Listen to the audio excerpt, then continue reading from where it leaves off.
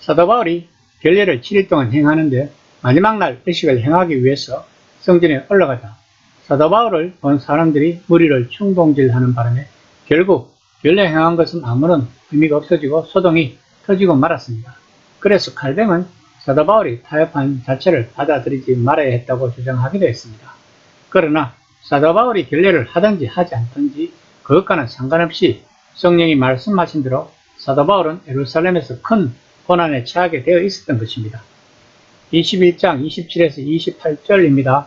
그 이래가 그의 참에 아시아로부터 온 유대인들이 성전에서 바울을 보고 모든 무리를 충동하여 그를 붙들고 외치되 이스라엘 사람들아 도우라. 이 사람은 각지에서 우리 백성과 율법과 이곳을 비방하여 모은 사람을 가르치는 그자인데 또 헬라인을 데리고 성전에 들어가서 이 거룩한 곳을 더럽혔다 하니 그들이 에베소 사람 드로비보를 알고 있는 것으로 보아 에베소에서 온 유대인들이었던 것 같습니다. 그들은 바울이 3년 동안 에베소에서 전도하고 있을 동안 바울에 대한 적개심을 품었을 것입니다. 이들은 바울을 유대교의 3대 요소이며 자랑이라고 여기는 세 가지를 들어 고소하였습니다. 즉 아브라함의 자손이요 하나님의 선민으로 자부심을 갖는 백성 그리고 모세가 시내산에서 하나님께로부터 받은 율법 하나님이 임재하시는 성전을 더럽혔다는 것입니다. 성전 바깥에는 이방인들의 뜰이 있었고 안쪽에는 유대인들의 뜰이 있었는데 그 뜰 사이에는 높은 벽이 쳐 있었고 그 벽 사이에는 문이 있었고 이방인은 이 문을 지나서 안뜰에 들어가는 것이 엄격히 금지되어 있었으며 어길 때는 사형까지 시킬 수 있었습니다. 로마 당국도 이런 경우에는 유대인들이 사형시키는 것을 허용하고 있었다고 합니다. 그들은 드로비보가 바울과 함께 시내에 있었던 것을 보고 바울이 그를 성전 안으로 데리고 간 것으로 생각했습니다. 만일 그것이 사실이었다면 로마 시민권자인 바울은 죽일 수 없었겠지만 이방인인 드로비보는 합법적으로 죽일 수 있었습니다. 21장 30에서 31절입니다. 온 성이 소동하여 백성이 달려와 모여 바울을 잡아 성전 밖으로 끌고 나가니 문들이 곧 닫히더라. 그들이 그를 죽이려 할 때에 온 예루살렘이 요란하다는 소문이 군대의 천부장에 들리매 아마도 오순절 축제 기간 중이었을 것입니다. 이런 시기에 예루살렘에서 무리를 부추겨 배신자를 잡으러 가자고 선동하는 일은 어렵지 않았을 것입니다. 바울은 그리스도의 복음이 유대인들에게는 끓이는 일이요 그리스인들에게는 미련한 일이라고 자신의 말이 실현되고 있는 현실을 눈앞에서 보고 있는 바울의 심정은 어땠을까요?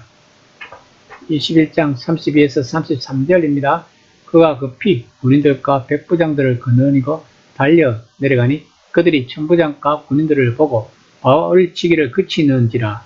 이에 천부장이 가까이 가서 바울을 잡아 두 쇠사슬로 결박하라 명하고 그가 누구이며 그가 무슨 일을 하였느냐 물으니 안토니와 요새는 성전 경례를 들여다볼 수 있게 지어졌다고 합니다. 왜냐하면 본문에 나오는 것 같은 소동을 주시하기 위해서였습니다. 로마 군대의 천부장들은 대개 정치적으로 또한 사회적으로도 성진 가도에 있는 젊은이들이었다고 합니다. 이들은 귀족일 가능성이 크고 교육도 잘 받았을 것입니다.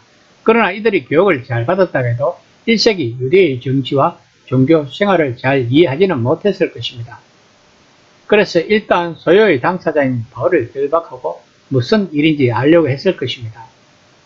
그러나 고소하는 내용이 장황하고 애매하며 정확하지 않았기 때문에 사태를 파악하기 어려워 그래서 바울을 요새 안으로 데려가려고 했습니다. 21장 35에서 36절입니다. 바울이 청대에 이를 때 무리의 폭행으로 말미암아 군사들에게 들려가니 이는 백성의 무리가 그를 없이게 하고자 외치며 따라가미르라. 만일 이때 로마 군인들의 보호가 없었다면 바울은 성난 무리들에게 죽음을 당했을 것입니다. 바울의 생명이 구출된 것은 로마 당국의 공평한 판단 때문이었다고 말할 수 있습니다. 이런 사건을 기록한 누가는 유대인은 늘 잘못된 행동을 하는데 로마인들은 옳은 행동을 한다고 로마의 아부를 한다고 말하는 사람들도 있습니다. 그러나 누가가 로마에 아부하는 것이 아니라 고린도의 갈리오 사건과 에베소의 서기관의 경우를 포함해서 하나의 패턴을 보여주려는 것입니다. 즉, 바울에게 기회를 준다면 그는 자신의 무죄를 입증할 것이고 냉철한 정의가 성급한 폭도를 제압하면 바울의 정당성은 입증될 것이라고 말하고 있는 것입니다. 하나님은 이스라엘을 바벨론에서 구출하기 위해 이방인 고레스를 사용하셨습니다. 또한 하나님은 바울이 죽임을 당할 만한 일을 하지 않았다는 것을 보여주기 위해 온갖 결함을 갖고 있는 로마의 사법 제도를 사용하실 수 있고 사용하실 것입니다.